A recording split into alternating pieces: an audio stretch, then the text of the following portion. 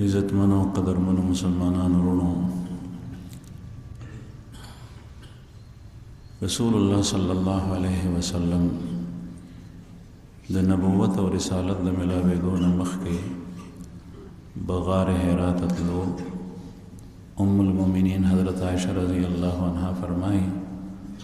حبب الیہ الخلا، آپ صلی اللہ علیہ وسلم کو خلوت گزینی سے محبت تھی. پیغمبر علیہ السلام بے آواز ناست دا خوخول دے بارہ کی تذکرہ ذکر شی ہوا. خلوت یو جلوت وی نہ خلقو پا مخ کے ناست خلقو سر معاملات خلقو سر ملاقاتون یو خلوت وی. رسول اللہ صلی اللہ علیہ وسلم پا زمانہ کے بدغ وقت کی کفر و شرک عام، بت پرستی عام ہوا او د ځمکې هر یو خطه چې الله جل جلاله پیدا کړي ده او په دې انسان پیدا کړی دی، هر طرف ته په هغې باندې نجاست او خبث د کفر و شرک هغه کېدو. رسول الله صلی الله علیه وسلم د دې نه د نبوت نه مخکې د دې ټولو څیزونو نفرت، د دې نفرت د وجې نه به یوازې والی تنهایي د دې خلکو نه بېلېدل دا خوښول. دین دا خبره علماء فرمائی معلومیږي چې کومه معاشره کې فسق و فجور کېږي، ګناهونه وي، خلک په معصیاتو کې مبتلای، په مختلفو غیر شرعي خبرو کې خلک مبتلای، د هغه ځای نه تبعید ورسره نفرت کول، په زړه سره د هغې نه نفرت کول، دا مسلمان صفت دی، د مؤمن صفات دی. آغا غیر اسلامی معاشره کې آغا اعمال او افعال، آغا رسومات او بدعات خوخول که یو سړی وتی نشي بالفرض دیتلی نشي دا غینا، لیکن نفرت کوي دا غینا، نفرت کوي دا د ایمان صفت دی. او که یو سړی په زړه سره آغا څیزونه خوښوي او اخلي او دې ترې نه نفرت نه کوي، یا یې خوښوي نه خو نفرت ترې نه کوي، دا غیر ایمانی او غیر اسلامی صفت. دغه کس د خپل ایمان خبر واخلي. یو دویمه دا چې د خلکو نه ډډې ته کېدل د خپل اصلاح دپاره، دا د رسول الله صلی الله علیه وسلم د زمانې نه را روان دی او دا سنت دی. که چېرته د یو سړي په معاشره کې اصلاح نه کېږي، په معاشره کې اصلاح نه کېږي، نو دته پکار دی چې د لږ وخت دپاره دی د معاشرې نه وځي او د خپله اصلاح وکړي. که په معاشره کې د ده ایمان ته، د ده مذهب ته،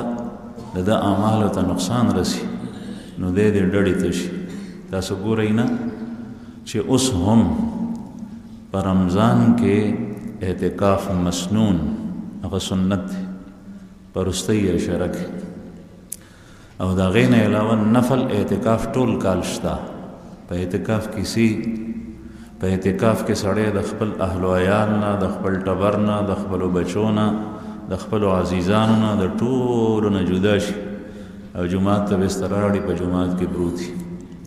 او د اعتکاف بنیادي شی دا دی چې د جومات نه به نه راوځي، او که د جومات نه ووتې بغیر د شرعي ضرورت نه، نو ستا اعتکاف هغې سره ماتېږي. او شرعي او طبعي ضرورت دا دی چې اودس دپاره وځي، او شرعي ضرورت دی دا دی چې په هغه جومات کې د جمع مز نه کېږي. 5 وخته مز پکې کېږي، لیکن د جمع مز نه، نو د جمع مز دپاره جومات ته تللی شي چې څنګه مز وکړي نو فوراً به واپس راځي. لیکن دغه جومات کې به ته پروت یې شپه او ورځ، خلک خو به مز وکړي نو بیا به ترې لاړ شي، جومات به خالي او ته به په هغې کې پروت یې. دلته کې الحمدلله د شپې د جمعې په شپه باندې نفلي اعتکاف کېږي. د دې اعتکاف مطلب دی چې کوم ملګري په هغې کې حصه اخلي. نفل اعتکاف ټول کال جایز دی. تاسو چې جومات ته رادننه شئ نو دغه وخت کې کم از کم چې سړی څومره وخت تېروي دا نیت وکړي چې زه د اعتکاف په نیت باندې دلته وخت تېروم. نو په جومات کې مز هم وکړو، په جومات کې ذکر و اذکار هم وکړل، په جومات کې تلاوت هم وکړو، په جومات کې واعظ و نصیحت هم واورېدو، مسایل هم واورېدل، او هغې سره سره د اعتکاف د اجر و ثواب هغه درته بیا ملاوي. نو اعتکاف کې سړی د دنیا نه د علایقو نه عوایقو نه د هغې نه کټ شي الله جل شانه سره یې تعلق شي. دغسې که یو سړی د معاشرې نه وځي نو رسول الله صلی الله علیه وسلم به د معاشرې نه ورته بلکې په دې مجمع کې به علما ناست دي. ابو داود شریف کی روایت تے ام المومنین حضرت عائشہ رضی اللہ عنہ فرمائی چې نبی کریم صلی الله علیه وسلم به د نبوت نپس هم سو ورځو دپاره یو 3 ورځو دپاره بهر لاړ. په ابو داود شریف کې حدیث دی نبی کریم صلی الله علیه وسلم ام المومنین ته فرمائی چې ما ته سورلی تیار کړه او په هغې باندې سامان کېده د خوراک څښاک، او رسول الله صلی الله علیه وسلم دا مو فرمایل چې ګوره دې سورلی سره نرمي کو. نو ما ورته تیار کو. رسول الله صلی الله علیه وسلم به ووتو 2-3 شپې 100 شپې به بهر وکړي. دا د نبوت او د رسالت نه پس نو دا اعتکاف دا شته. بل طرف ته الله جل شانه په قرآن پاک کې فرمایي لا رهبانیت فی الاسلام. رسول الله صلی الله علیه وسلم فرمایي لا رهبانیت فی الاسلام. قرآن کریم کې الله جل شانه فرمایي ورهبانیت ابتدعوها. هغه رهبانیت چې دوی خپله جوړ کړي په اسلام کې رهبانیت نشته. نبی کریم صلی الله علیه وسلم فرمایي د رهبانیت ترجمه دا کوي چې ته مخلوق کې خدا پرېږدې، علاقه پرېږدې، کور کلی پرېږدې، ځنګل ته لاړ شي. دې نه مراد هغه رهبانیت دی چې په هغې کې ته د ښځې حقوق تلف کې ضایع کوي، د اولاد حقوق تلف کې ضایع کوي، تا باندې د چا حقوق دي هغه ضایع کوي، د هغې تپوس پوښتنه نه کوي. په دې انداز باندې کور پرېږدي چوټ. لکه نن سبا د دې مثال په بت مت کې شته. بت مت باطل مذهب دی، کافر دی. په هغې کې دا رهبانیت شته دی چې ځنګل ته لاړ شي، کال 100 کال هلته تېروي، نه واده شته نه نور څه شته، که وي یې نو هغې سره تعلق پرېږدي، مختلفو طریقو سره کوي. او د رسول الله صلی الله علیه وسلم د بعثت نه مخکې په نصاراو کې دا شی موجود و چې هغوی به بهر لاړل نو بیا به یې د ښځې د بچو د هغې پوښتنه نه کوله. دې ته ویلی کېږي رهبانیت. د نبي کریم صلی الله علیه وسلم په زمانه کې یو څو صحابه هغوی په خپله کې جمع شول، مشوره یې وکړه. په هغې کې یو عبدالله ابن عمر ابن عاص رضی الله عنه دی. بخاري شریف کې د هغه تفصیلي واقعه ده، زیور کوي دی سپینګیري ته. بخاري شریف کې تفصیلي واقعه ده. وی دی وی چې ما ته پلار واده وکړو، په ښه کورنۍ کې راته واده وکړو. نو یو ځل مې پلار د خپلې انګور نه تپوس کولو چې بچی څنګه حال دی او دا خاوند دی سره د وخت څنګه تېرېږي، څنګه دی خاوند دی ستا وخت ورسره څنګه تېرېږي. نو دې انګور ورته وایي د عبدالله ابن عمر بن عاص بیبي چې ډېر ښه سړی دی، عبدالله ډېر ښه سړی دی، ډېر تقوادار دی، دینداره دی، خو تر اوسه پورې ما څخه نه دی نږدې شوی. هغه تپوس ترې نه وکړو. نو دا یو څو کسان جمع شوي وو، دوی مشوره کړې وه، وی چې مونږ خو عبدالله ابن عمر ابن عاص د ده او د پلار په منځ کې 12 کاله فرق ته یاد ساتئ.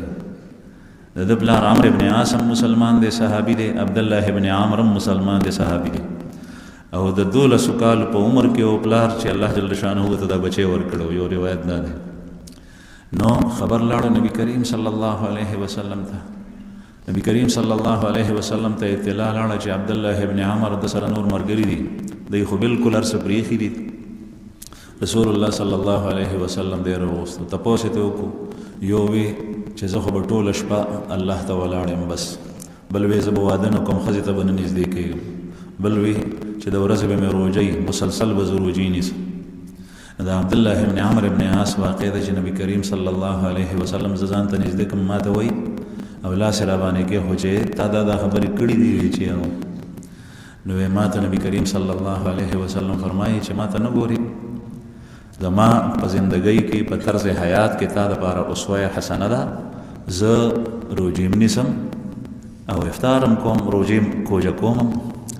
زه د الله جل شانه عبادتم کوم، او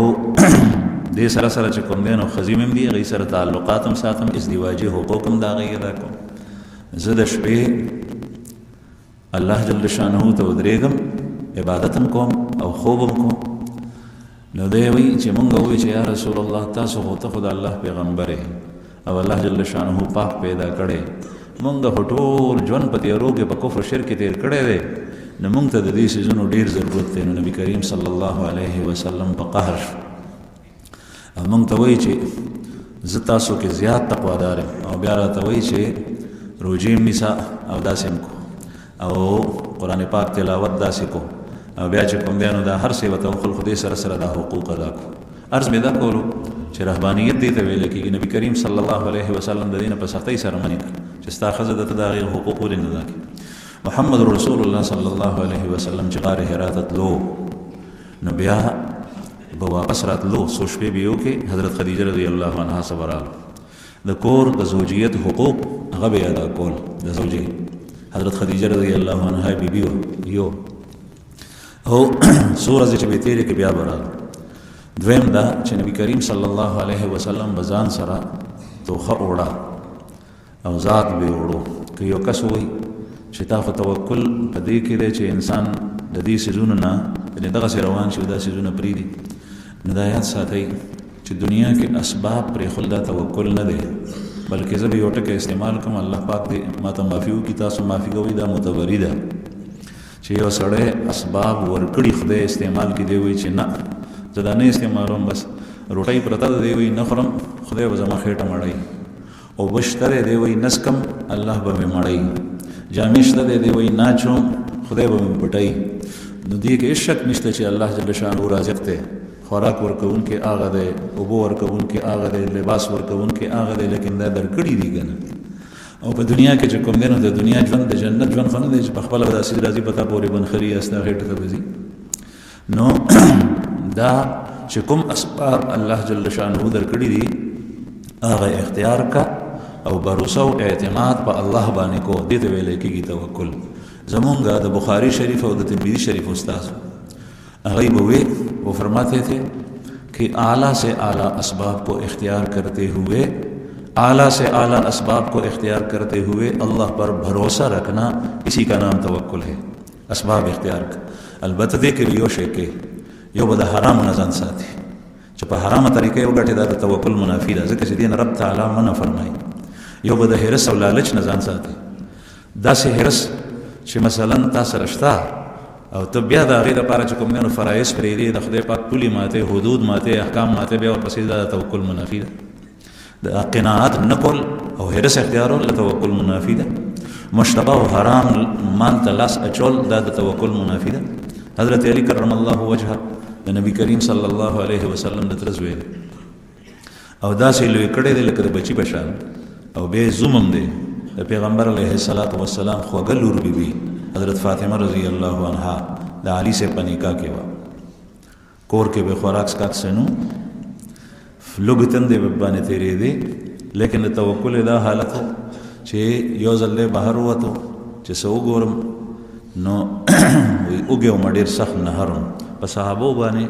ډېرې سختې لږې تندې تېرې شوي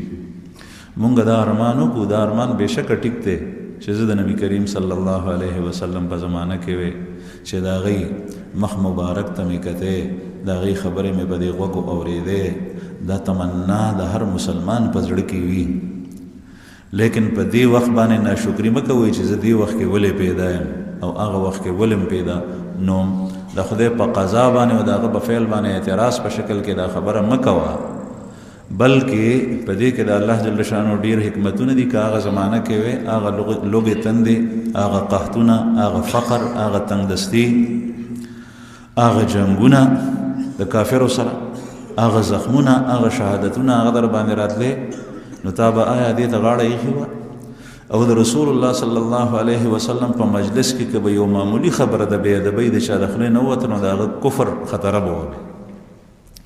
نو رسول الله صلی الله علیه وسلم په زمانه کې صحابو باندې چې کوم حالات راغلي دي هغه حالات به مونږ برداشت کړی وي حضرت علی کرم الله وجهه په لار تېرېږي وایي چې ګورم که چېرته د خوراک څه وي نو صحابو کې غیرت و سوال به یې د چا نه کولو نه نو یو یهودي په باغ کې ولاړو نو هغه یهود خو هغه ټایم کې مالدار باغونه یو پیسې وه سره هغه یهودي کوی سره ولاړ دی او حضرت علی کرم الله وجهه ته وایي هل لك فی ذل یا اعرابي، اے عربي، اے عربي بوکا روباسې چې بوکا روباسې نو کجوره به در کوم د هغې په عوض کې. نو دی ورته وایي چې یو نو د کوی نه به یو بوکه رایسته یو کجوره به یې ورکوله. تاسو اندازه ولګوئ مدینه منوره کې باغونه د کجورو ډیر دي، خو سره د دې د دوی نو دا مهاجرینو یو بوکه چې د کوی نه رایستل څومره ګران کار دی، او یو د کجورې دانه به یې ورکوله. ده ورته وایي چې یو نو بوکه به یې رایسته، نو هغه ورسره ولاړو موټي کې کجورې دي، نو چې یو بوکه به یې راویسته نو یو دانه به یې ورکړه، بیا به یې بوکه کوزه که راوبېوسته نو بیا به یې بله دانه ورکړه، بیا به یې بله دانه ورکړه. نو چې موټی یې ډک شو نو بوکه یې ورته پرېښوه را روان شو، وایي بس ما دپاره دا کافي دي. دې ته ویله کېږي قناعت، چې سړي ته څومره ضرورت وي په هغې باندې دی قانع شي. الله جل جلاله مونږ ته په دې وخت کې څومره پریوانه رزق را کړی دی، څومره پریوان. د نن نه تاسو شپېته کاله او یا کاله شاته لاړ شئ، نو چې کومه د ډېر عمر مشران دي هغه موجود دي، هغوی نه تپوس وکړئ. هغه دور ته لاړ شئ چې په کومه زمانه کې میچنې وي، میچنې به ګرځېدي.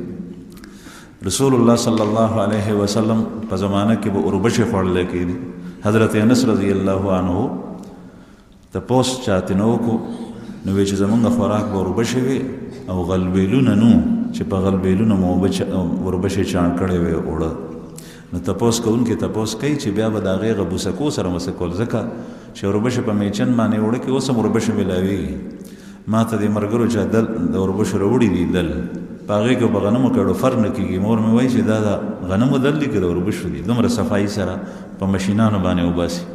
په میچن باندې چې ته اوربشې اوړه کې نو هغې کې بوسکي وي، نو هغه بوسکي به پکې و. نو حضرت انس رضی الله عنه ته وایي چې غلبیل نو اوربشې به مو خوړې، په هغې کې بوسکي و، نو هغې سره به مسه کول. نو هغه ورته وایي چې ننفخه مونږ به پوکې ورکو، نو چې کوم بوس به ترې نه الوتل هغه به والوتل، چې کوم به پاتې و هغې کې مو اوبه واچولې هغه به مو خوړه. دا روټۍ به هم نه میلاوېده. عرض مې دا کوله زما عزتمندو چې دا توکل نه دی، یو دا توکل نه دی چې سړی وایي چې زه اوس دا نوکري پرېږدم بیا به څه کېږي، چې ما سره دا پیسې نه بیا به څه کېږي، چې دا بینک بیلنس مې ختم شي بیا به څه کېږي، چې دا مارکیټ نه نو بیا به څه کېږي، راشه دا کاروبار نور مزید سیوا کړه. دا توکل منافي ده، او دا الله جل شانه باندې توکل نشته. دا چې څه د سره دي دا چا درکړي، دا خو الله جل شانه درکړي. او یو دا توکل نه دی چې انسان سره سوي دی هغه پرېږدي وغورځوي، چې بس په الله جل شانه من توکل دی، نو په الله باندې توکل پکار دی. لیکن دا اسباب الله پیدا کړي دي. دلته کوی شته او ته تږې او په کوی باندې بوکه شته، نو دغه وخت کې د کوی په غاړه باندې ته کښېنې او لاس په ګوډو باندې کښېږدي چې د کوی نه به اوبه راځي او خپله به زما خېټې ته خولې ته راځي، نو دا توکل نه دی. بلکې کوی ته بوکه ښکته کړه، او یا نن سبا بجلی ده موټر پکې لګېدلی دی، نو مشین بټن ووهه او چې بجلی وي اوبه به راوغورځوي، نو بیا بس کړي. نو عرض مې دا کول زما عزتمنو چې محمد رسول الله صلی الله علیه وسلم به غار حرا ته تلو او ځان سره به توخه اوړه، او چې هغه به ختمه شوه نو بیا به مبارک کور ته رالو، او حضرت خدیجه رضی الله عنها به خدمت کولو. دا آثار او نښې نښانې نبی کریم صلی الله علیه وسلم باندې مخکې دا ښکاره شوې وي. حضرت خدیجه رضی الله عنها چې ورسره نکاح کړې وه، د هغې تذکره تاسو ته شوې ده. هغې په دې بنیاد کړې وه چې د ده باندې نښ داسې علامات لیدلي وو چې هغې په بل چا نه لیدلي. د وریځې سوری او میسره غلام د نبی کریم صلی الله علیه وسلم د سفر ناشنا حالات ورته بیانول. او دغه خدیجه بیبي دا د ورقه ابن نوفل پرشته کې وه، او ورقه ابن نوفل د دې مکې مکرمې یو سړی و چې د جاهلیت د زمانې نه ډېر طبیعي طور سره ښه او نیک را روان، او هغه بیا نصراني شوی و، هغه بیا تورات زده کړی و، انجیل یې زده کړی و. نو دغه حضرت خدیجه رضی الله عنها هم د هغه نه څه اورېدلي وو. نو نبی کریم صلی الله علیه وسلم علامات د هغې د بعثت نه مخکې به یهود و نصارا او خلکو ته وی چې داسې پیغمبر به راځي. نو څه نه څه واقعات حضرت خدیجه رضی الله عنها په ذهن کې مخکې نو، او چې کله نبی کریم صلی الله علیه وسلم د نبوت نه مخکې دا اثار شروع شل، خوب بې لیدو، نو ام المؤمنین حضرت عایشه رضی الله عنها فرمایي جهت مثل فلق الصبح، خوب تعبیر به داسې رڼا ورځ صفا راوتو لکه رڼا ورځ چې وي او چې په لاره باندې بتلو نو نبی کریم صلی الله علیه وسلم فرمایي چې زه به د ضرورت د رفع کولو دپاره د مکې د آبادۍ نه بهر ووتم نو چې په لار بتلم نو کاڼي او شجر حجر به راباندې سلام وي چې ما به وړاندې وروسته وکتل چې دا سلام چا وکړو نو ما به څوک نه لیدل نو به هر حال دا ټول علامات په دغه دوران کې چې رسول الله صلی الله علیه وسلم په غار حرا کې ناست دی او د شپې وخت دی او د رمضان میاشت او بعضی وایي چې د رمضان 21 تاریخ او 10 اگست 610 عیسوي لحاظ سره تاریخ جوړیږي 610 عیسوي او 10 اگست او د رمضان 21 تاریخ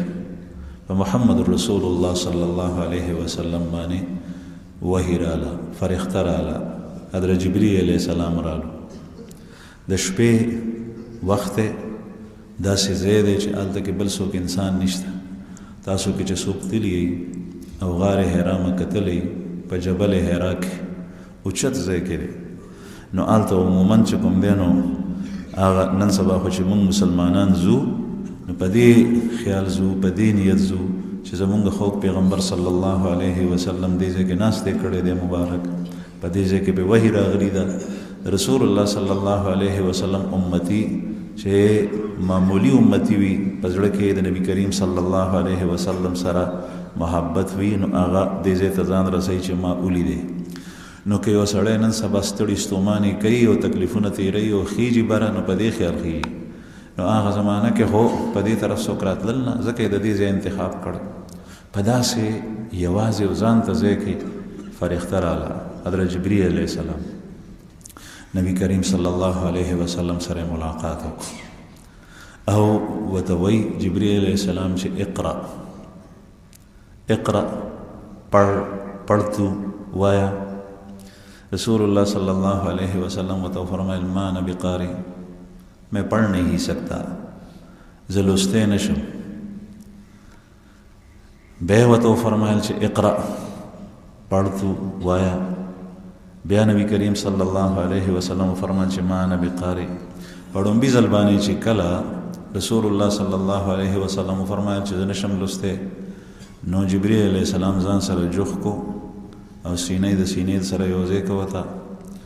او حضرات اهل علم وایي چې انساني شکل کې راغله او بیا پرې خو زور یې ورته ورکړو نو بیا پرې خو په دویم ځل یې ورته بیا وایي چې اقرأ پڑھ تو وایا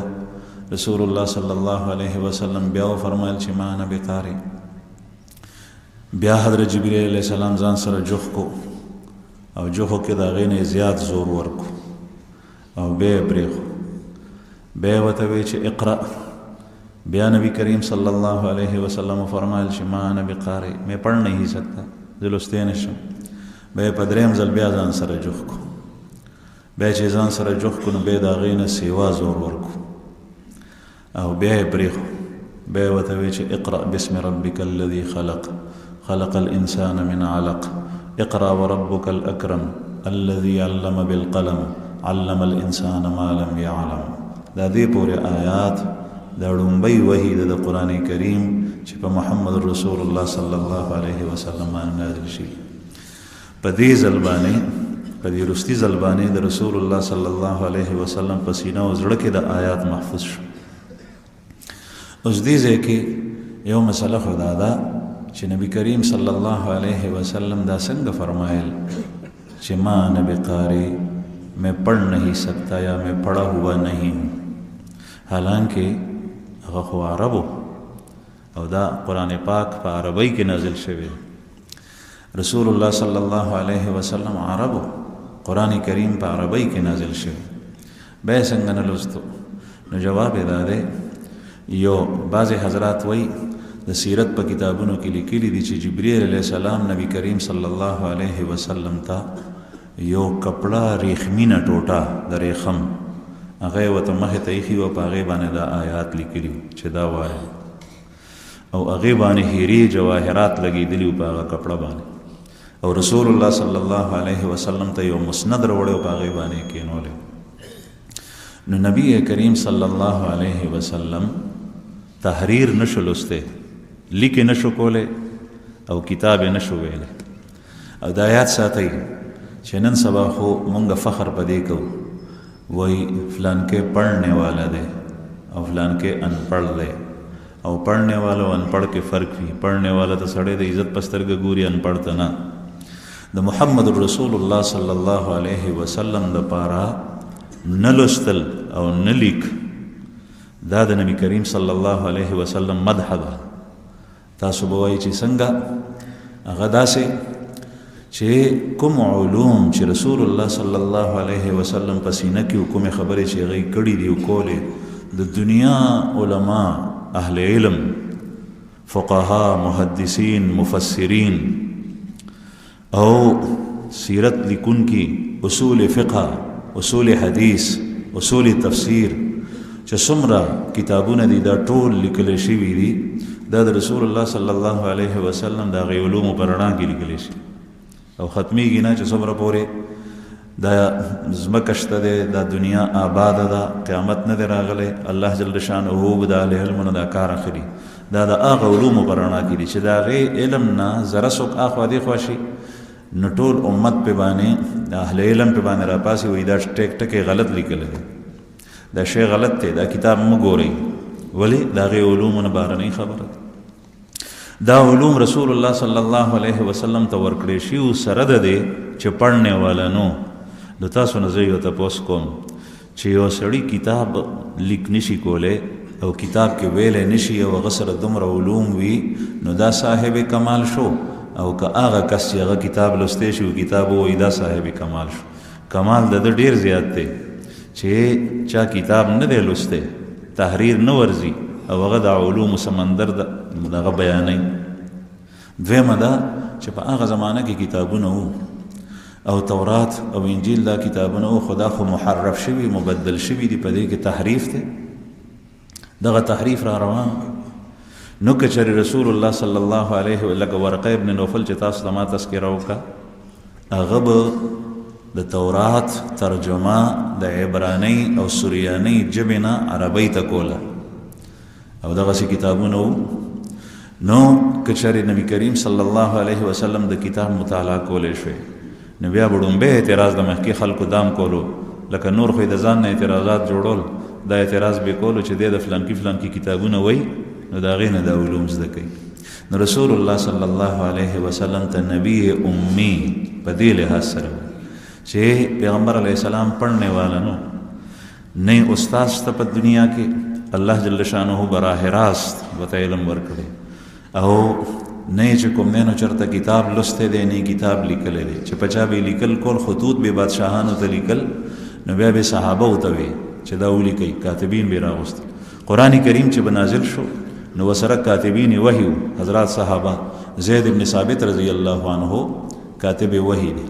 نو بهرحال رسول الله صلی الله علیه وسلم باندې دا آیات نازل شول دغه وخت کې. دویمه خبره دې ځای کې دا ده چې نبی کریم صلی الله علیه وسلم ته دا زور چې ورکو جبرئیل علیه السلام دا ولې، دا خبرې نه محدثین ذکر کوي نه فقها ذکر کوي، دا حضرات صوفیه ذکر کوي. او دا یاد ساتئ چې د نبی کریم صلی الله علیه وسلم په تعلیماتو کې چې څنګه دا نور څیزونه شته دی، فقه شته دی، تفسیر شته دی، حدیث شته دی. رسول الله صلی الله علیه وسلم د کافرو سره جهاد کړی دی، تعلیم و تعلم شته، دغسې تزکیه هم شته چې نن سبا ورته تصوف وایي. قرآن کریم په اصطلاح کې دې ته تزکیه وایي. تزکیه څه ته ویلی کېږي؟ کسی دوسرے کے دل کو مانجنا، دلوں کو مانجنا. قرآن کریم کے اللہ پاک فرمائی لقد من اللہ علی المؤمنین اذ بعث فیہم رسولا من انفسہم یتلو علیہم آیاتہ ویزکیہم ویعلمہم الکتاب والحکمہ. اللہ جل شانہ نے بڑا احسان کیا مومنوں پر کہ انہی میں سے ایک پیغمبر کو مبعوث اور پیدا فرمایا جو ان کا تزکیہ کرتا ہے. یتلو علیہم آیاتہ، قرآن کریم کی آیات تلاوت کرتا ہے، وَيُزَكِّيهِمْ اور ان کا تزکیہ کرتا ہے، وَيُعَلِّمُهُمُ الْكِتَابَ وَالْحِكْمَةَ اور کتاب اور حکمت کی تعلیم دیتا ہے. تزکیہ کوي. تزکیہ څه ته ویلی کېږي؟ د کفر و شرک چې څومره غلط عقایدو د هغې نه پاکول، او چې څومره په انسان کې بد اخلاقي او رذایل وي د هغې نه پاکول، په دې زړه کې مختلف قسم صفات د انسان راتلی شي، دا خم کیدی شي او دا بدم کیدی شي. په دې کې صبر په دې زړه کې دا راتلی شي، صبر خشه دی، او د دې په مقابله کې بے صبری، جزع او فزع، ګیلې او مانې، شکوې شکایات، دا غلط شی دی. یو سړی فقیر دی وایي په دې هم شکر دی، الحمدلله علی کل حال، شکر دی، په دې حال هم شکر دی. او چې فقر شي او دې چغې او سوري وباسي چې ها دا یوازې زیم په دې معاشره کې نورو ته ورکړی دی، ما ته مال ولې نه دی راکړی، دا بې صبري ده، دا د الله جل شانه په جناب کې ګستاخي ده، بې ادبي ده، او بې ادبۍ سره ایمان سلب کېږي. زمونږ حضرت مفتی صاحب دامت برکاتهم څخه به یو بوډا راتلو، هغه ما هم لیدلی و د هری پورو. نو حضرت مفتی صاحب دامت برکاتهم د هغې باره کې خبره کوله، وی یو ځل ته ما تپوس وکړو نو چې ما ته ستا آپ کے بچے ہیں آپ، نو ما ته وایي چې الحمدلله تھے، ما ورته وایي چې آپ کے بچے ہیں، وایي چې دومره موده دې وشوه دلته کې کربوغه کې ما ستا هلکان لیدلي دي، نو وایي الحمدلله تھے. بیا مې ورته وایي چې تھے کا مطلب کیا، اب نہیں ہے کیا؟ تو یہ الحمدللہ مر گئے، الحمدللہ مر گئے. ډېر ښه بوډا و. نو ما ته خندا راغله، ما وایي چې ته تھے، نو بیا دې هم وایي چې الحمدللہ، او چې اوس ته وایي چې مړه شول نو الحمدللہ، د دې څه مطلب شو؟ نو وایي جب تھے تو اس پر اللہ کا شکر، اس لیے کہ اولاد اور بچے بہت بڑی نعمت ہے، اور جب ابھی نہیں ہے مر گئے تو اس پر بھی اللہ کا شکر کہ اللہ جل شانہ نے جھنجھٹوں سے مجھے چھڑوایا، د دو عاده کوه، د کله به د یو غم او کله به د بل غم څه و، بس الله جل شانه داسې فراخه چې هېڅ غم را سره نشته دی، نه د زوی د واده و نه د لور د واده وي نشته. نو بهرحال انسان دغه وخت کې یعنی څه خبره مې کوله،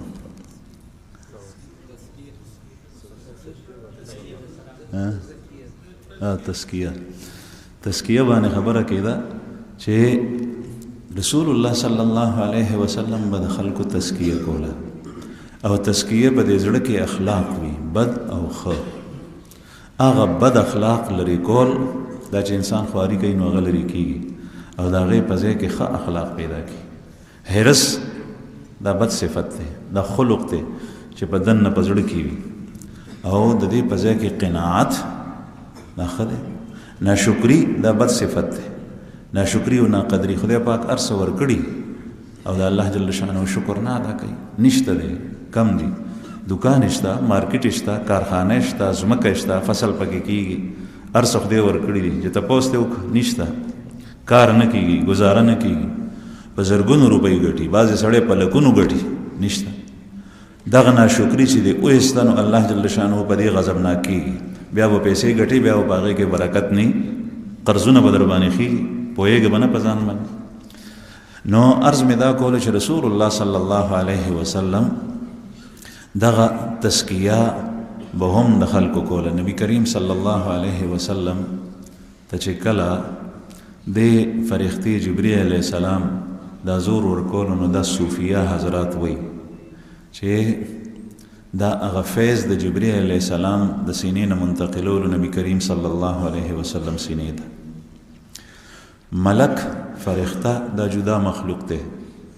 او بشر انسان دا جدا مخلوق دی، او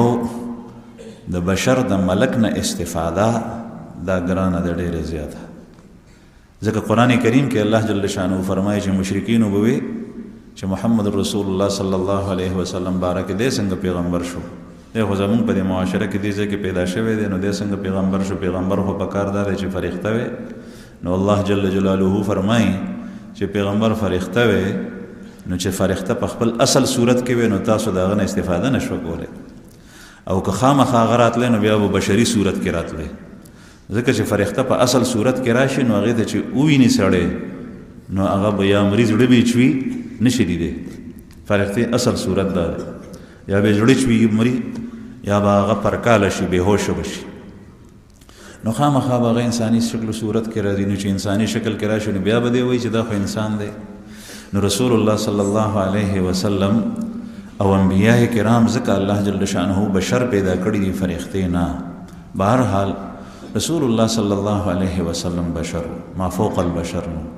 او په ټولو انسانانو کې افضل ترین په مخلوق کې د هغه نه څوک افضل او د هغه برابر نشته. بعد از خدا بزرگ توی قصه مختصر الله جل جلاله پسې چې په کائناتو کې په مخلوق کې د چا مرتبه لوړه ده هغه محمد رسول الله صلی الله علیه وسلم. د جبرئیل علیه السلام نه استفاده کول دا ګرانه وه. یو دویم دا چې د نبی کریم صلی الله علیه وسلم هغه د نننی نظام هغه داسې شي چې په هغه کې صفات پیدا شي ملکوتی چې د فرښتې نه اخذ کولی شي. تاسو ګورئ چې مقناطیس اوسپنه راکاږي او لرګی نه راکاږي. مقناطیس اوسپنه راکاږي لرګی نه راکاږي. دا د محمد رسول الله صلی الله علیه وسلم سینه ده چې قرآن پاک او وحی اخلي او د بل چا په سینه کې دا نازل شوی وی نو هغه ساعت زړه بې چاودی د وحی دومره زور و دومره چې حضرت زید ابن ثابت رضی الله عنه فرمایي چې یو ځل نبی کریم صلی الله علیه وسلم سره زه ناستم. دا کاتبین وحی کې دی هغه صحابه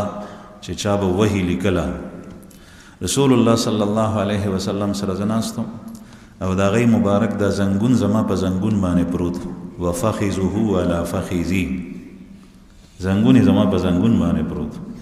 دغه وخت کې په نبی کریم صلی الله علیه وسلم باندې د وحی نزول شروع شو. وحی راتلل چې د وحی راتلل به شروع شل نو رسول الله صلی الله علیه وسلم باندې به یخ جمی کې خولې راماتې شوې او داسې به څڅېدې دا خولې لکه د ملغلرو په شان مشکڼو په شان. نو وایي چې زما په هغې پتون باندې دومره بوج پرېوتو دومره بوج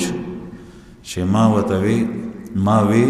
چې قریب ده چې زما دا پتون اوچ وي دا وشلېږي مات شي د وحي د ثقل او د بوج د وجې او امهات المؤمنین وایي چې په یخ جمې کې پې خولې رالې او صحابه وایي چې په کومه اوښه باندې به ناست نو هغه اوښه به د وحي د بوج د وجې نه هغه به کېناست او یا به خپې ارجل برجل کېدي لکه چې ډېر زیات بوج وي پې باندې. دا د وحي ثقل. او یو ځل په جیرانه کې نبی کریم صلی الله علیه وسلم نه یو کس تپوس وکړو چې یا رسول الله یو سړی دی احرام یې تړلی دی عمرې ته ځي او په هغې باندې خوشبويي لګولې ده د زعفرانو نو دی څه وکړي. نو نبی کریم صلی الله علیه وسلم ورته جواب ورنکړو.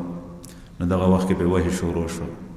نو یعلا یو صحابي دی هغه وایي ما حضرت عمر رضی الله عنه ته ویلي چې ما ته وښیه دغه وخت کې د وحي کیفیت کې نبی کریم صلی الله علیه وسلم څه حالت وي. ما ته عمر صاحب وایي چې راشه نو صادر په باندې پروت چې صادر مې اوچت کو نو دومره په زور باندې دا ساره وته لکه سړی چې په غرق خوب باندې ودي او خرخر کوي داسې او خولې په باندې راماتې وي. لږ ساعت کې د وحي کیفیت لرې شو. سري عن بیا وی چې عین سائل هغه سائل څه شو هغه چې پوښتنه یې کوله وی چې دا یم یا رسول الله. ورته یې وفرمیل چې دا چې کوم رنګ دی نو دا ووینځه او د وینځلو نه پس چې کوم دی نو بیا او دا موزې چې دی چولې دي نو دا وشلو لاندې د ګیټو نه ښکته چې خپه دې پکې پټه نه. بهرحال د وحي کیفیت به رسول الله صلی الله علیه وسلم باندې دومره سخت. دا خو د نبی کریم صلی الله علیه وسلم سینه وه چې د قرآن کریم نزول یې برداشت کړی دی. ګنې د قرآن پاک په باره کې خو الله پاک فرمایي قرآن کریم کې په خپله انا عرضنا الامانة على السماوات والارض والجبال فابین ان يحملنها واشفقن منها. دا امانت دا مونږ په غرونو باندې او په ونو بوټو باندې پس آسمانونو باندې په ځمکه باندې وړاندې کړو د انکار وکړو. بهرحال نبی کریم صلی الله علیه وسلم ته دا زور ورکول حضرات صوفیه وایي دا نسبتونه کله چې یو سالک او مرید د خپل شیخ سره کینی د استفادې لپاره د تزکیې لپاره. نو حضرت شاه عبدالعزیز رحمه الله د شاه ولی الله رحمه الله زوی د تفسیری عزیزی کې لیکي او حضرت شیخ الحدیث مولانا محمد زکریا نور الله مرقده نور حضرات دا نقل کړي دي چې د مرشد او د مرید په منځ کې څلور قسم نسبتونه. یو ته نسبت انعکاسي ویل کېږي، یو نسبت القایی دی، یو نسبت اصلاحی دی او یو نسبت اتحادی دی. نسبت انعکاسی دا چې په ډومبي ځل څوک د چا نه بیعت شي او متبع سنت مرشدي وي د هغه په محفل کې کینی نو د هغه د محفل د هغه د صحبت هغه اثرات دی په خپل ځان باندې ویني نو دته دا ځان خپل ډېر پاک ښکاري. وجه دا ده چې اثر پې باندې د هغوی د دې مثال داسې دی لکه د عطار په دکان کې سړی کینی عطر فروش نو دی عطر یې نی لګولی خو هغه عطار د دکان هغه فضا او ماحول ټول خوشبودار دی د دې خوشبویي محسوسوي او چې دغه صحبت نه دی کله لاړ شي نو بیا دغه وخت کې هغه اثر نی. ځکه ډېر حضرات دا وایي دلته چونکې نیکان خلک ناست دي نو بعضې سړی چې ډېره موده پس راشي یا داسې په ګډو وډو کې وخت تېر کړی نو هغه وایي چې د مجلس ډېر زیات خوند وکړو دا د صحبت هغه لنډ اثر وي خو چې کله دلته نه لاړ شي نو بیا هغه کیفیت نه محسوسوي. نو دغه وخت کې پکار دی چې مسلسل دی د چا ښه صحبت ته ځي مسلسل چې مسلسل ځي نو دا به کلکېږي. نو د نسبت انعکاسي نه بیا نسبت القایي جوړ شي. په نسبت القایي کې بیا مرشد او شیخ توجه کوي نو هغې توجه سره د اصلاح وشي. دغه اصلاح چې دی بیا د هغې مجلس نه پاسې نو بیا هم د سره هغه نښتي خو د هغې حفاظت کول پکار دي. او د هغې مثال بیا داسې لکه ته چا سره اور بلیږي او مومبتي خپله بله کړې او د هغه نه یوسې نو دا مومبتي به داسې په حفاظت کې وړې چې ګیر چاپېر به دې نه لاس نیولی چې چېرته مړه نه شي او که حفاظت یې نه کوې معمولي هوا پرې راغله نو دا به مړه شي. نو دغسې چې کوم ستا زړه کې ښه خبره ننوتې ده او تا پورې ښه اثر نښتی دی د هغې به اوس حفاظت کوې. د غلط مجلس نه به ځان ساتي د ګناه نه به ځان ساتي ګنې دا اثر دا ختمېدی شي. دیم بیا نسبت څلورم بیا نسبت اتحادي وي. نسبت اتحادي هغې چې په هغې کې دغه مرید د خپل مرشد په شان شي د هغه په زړه کې چې کومه خبره راځي هغه د ده په زړه کې راځي هغه چې کوم سوچ کوي هغه سوچ دیم کوي